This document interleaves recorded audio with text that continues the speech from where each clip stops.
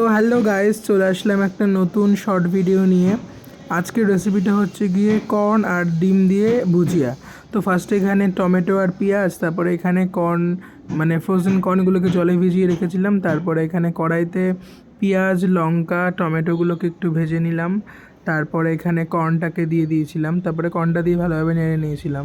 দেন এর মধ্যে কিছুটা পরিমাণ নুন দিয়ে দিলাম স্বাদ মতো। তারপরে একটা ডিম ফাটিয়ে দিয়ে দিলাম। একটা ডিমের থেকে বেশি ডিমও তোমরা চাইলে দিতেই পারো, তো আমি একটা ডিমই দিয়েছি। তারপরে একটুখানি সস দিয়ে দিলাম, আর সসের পরে ম্যাগি মশলাও দিয়ে দিয়েছিলাম।